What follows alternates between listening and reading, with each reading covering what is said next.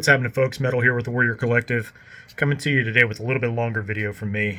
This one is going to be about your IFAK. We're talking IFAK. We're not talking boo-boo kit. We're not talking field medical kit. We're not even talking EMT bag. We're not talking about that. What we're talking about is your individual first aid kit. Okay, these come in many forms. You see the tiny little ones guys put on their battle belts. You see the ones that guys have them on their pockets, and molly pouches, things like that. This is one I have set up on a battle belt with a rip away.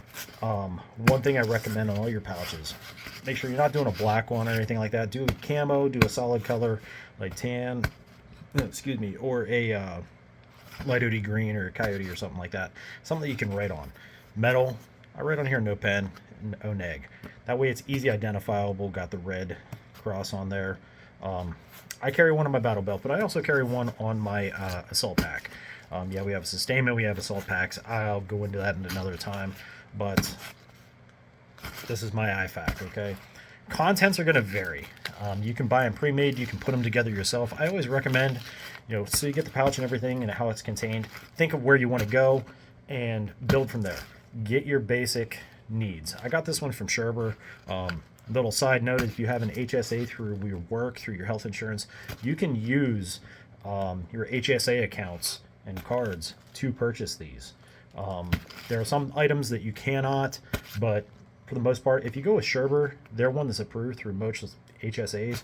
So just a little side note there. In this break apart, I'm just going to go over items here in my current one. Mind you, this is the one I have on me at all times.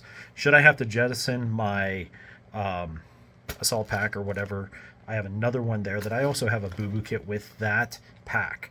So if I need to get into anything, fixing up some, cuts or scrapes or stupid stuff that you basically throw a bitch sticker on and call it good, I got it there. But this is what I keep on me just in case I need to get patched up and I need to have there for Doc. All right, so I'm gonna lay this out here. Yeah, sorry this is so low budge. I mean, I'm not Mike Jones or DC or anybody that has like an unlimited budget for shooting stuff and a whole production crew. It's just me and my brother. So anyway, folks, starting out here, we got our Izzy bandage. Have that easy, ready to access for the compression bandage. Tourniquet, good cat tourniquet, actual cat tourniquet, not one of these knockoffs. Have a real NAR or cat brand cat tourniquets, okay? Guys ask me about time. Have a Sharpie with you, right in that pouch, right next to it, so that way you can mark the time the tourniquet's applied, so that way when it gets to the next level of care, they're going to see when that tourniquet was applied, just in case they have to apply another one or anything further from there. Now, this breaks down on the side here. I have those open, ready to grab, should I need them right away. Now, inside there, I also have an MPA set up. MPA, and there's that famous Realtree camo tape. I have a tube of lube on here for the MPA. Some people will say, yeah, you can spit on it, use the person's blood or whatever. If they're going to a next level of care and there isn't a person there that knows what happened, if you use blood from that victim to put it in, they might think that their nose is bleeding or they have blood coming out of their nose. I don't recommend using that blood unless you are that next level of care and you're going to be the person treating that person from there on. Use the lube. It's worth it.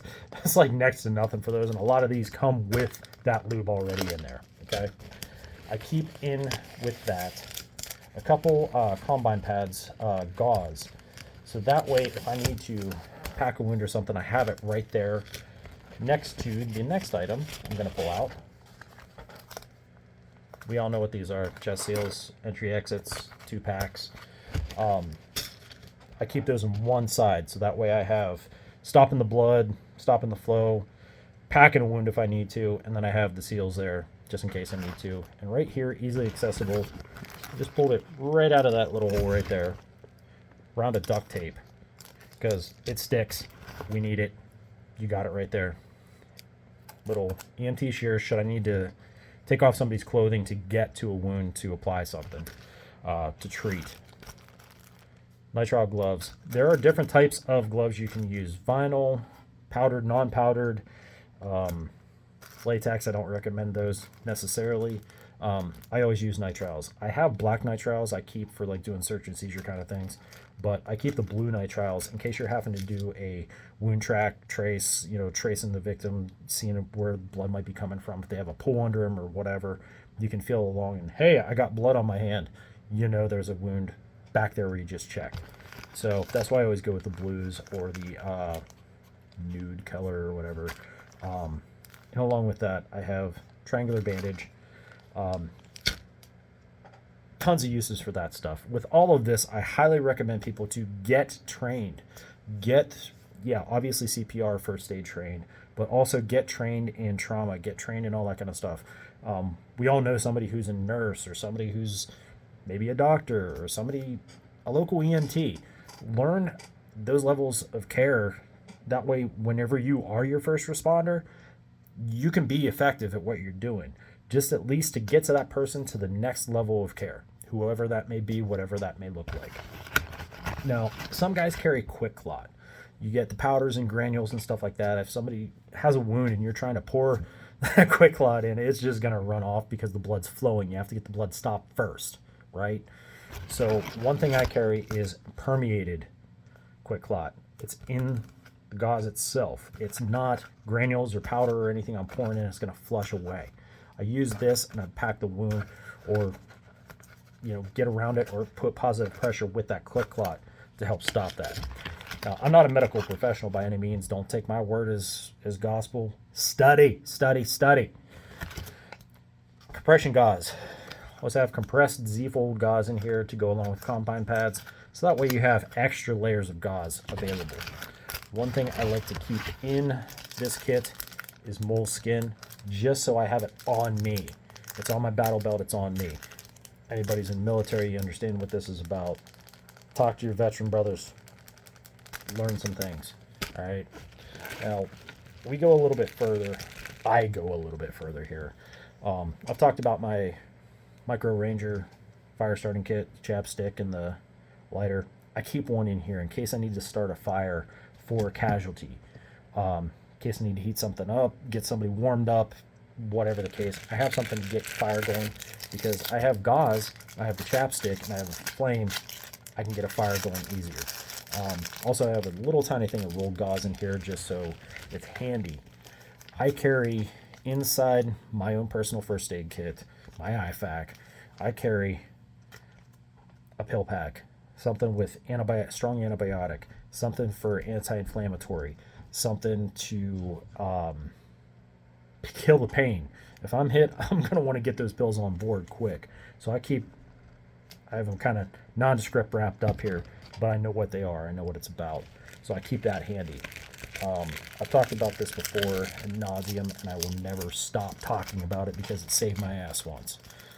Hot hands and Mylar blankets. Just do it. Just have them. Hypothermia. Fell into a pond one time. It wasn't marked on the map. Came up to an open clearing. Thought it was a field. It was not.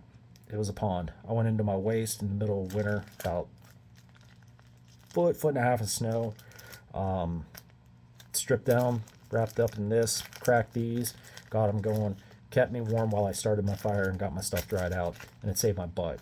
So in a casualty situation, if they can't generate their own body heat, this is a quick and easy way to help build up a body heat whenever you're in that situation.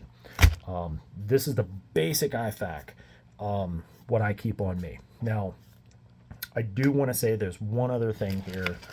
Actually, there's a couple other things, but one other thing I'm going to mention to you guys as I clear off my notes here so I can take a gander, because, like I said, I'm super professional, right? One other thing I carry in my kit, I wasn't going to pull out because it's got personal stuff on there, is what I call a CAS card, okay? Casualty card. Has my blood type, has my medical allergies, has my current medications I'd be taking, who my next of kin is, those kind of things, how to get in touch with that person.